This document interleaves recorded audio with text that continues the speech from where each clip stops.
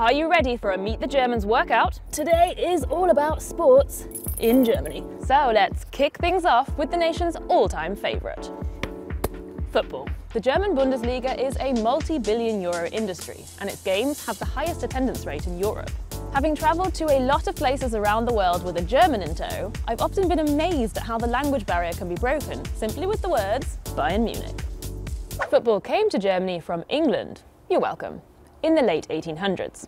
It wasn't an immediate hit with everyone. Some labelled it an Englische Krankheit, English disease. But soon enough, the beautiful game got a beautiful German rulebook and a governing body.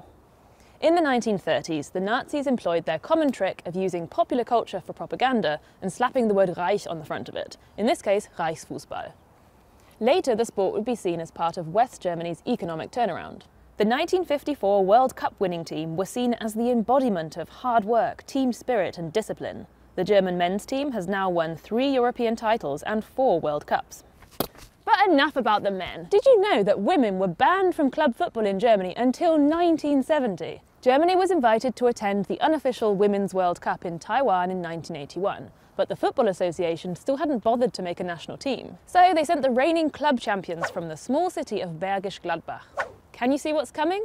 Yep, they won. A national team was finally formed, and in 1989 they won their first official European title. But even then, because they still had amateur status, instead of prize money, the team got a set of coffee cups. Now the women's team is the second most successful in the world after the USA. Let's meet one of Germany's up-and-coming talents. Der Frauenfußball entwickelt sich stetig weiter, es wird viel mehr in den Frauenfußball investiert.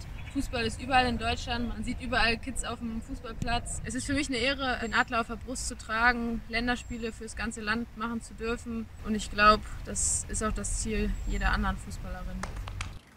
Just as important as the players are the fans.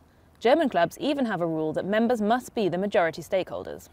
It's about time we gave some different sports a look in. Other popular spectator sports in Germany include handball, ice hockey, ski jumping and biathlon.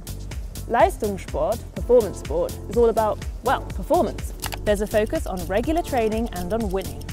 Breitensport, mass sport, is more about keeping fit and having fun. Whew. So how do Germans like to get their sweat on? Ich spiele Basketball. Nur Fahrradfahren. Skateboarden. Nur Fußball hauptsächlich. Fußball. Basketball. Ich mache gerne Fußball, Rollschuh und Basketball. Und Inliner. Ich mache sehr viel Acro-Yoga, also ein bisschen Akrobatik und Yoga gemixt. Jetzt mache ich hier an den Geräten ein paar Übungen für den Rücken, für den Bauch und für den Po. Ich bin Tennisspieler. Wir hupen. Ich habe das heute erst angefangen. Die beiden bringen mir das bei.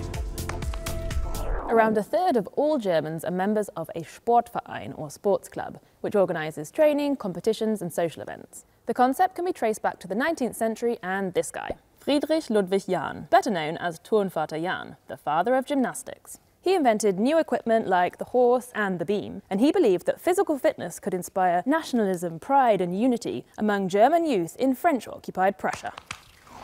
And how active are young Germans today?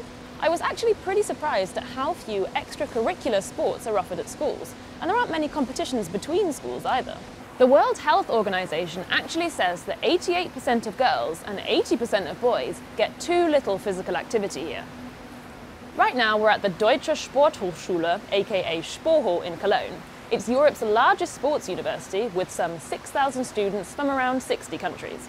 It also has a legendary entrance exam where applicants have to pass physical tests in 19 out of 20 disciplines, including diving, in order to get in.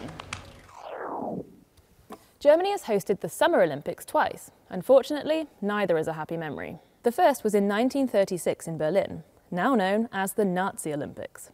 And the second was in 1972 in Munich, when 11 Israeli athletes and coaches and a German police officer were killed by members of a Palestinian terrorist group.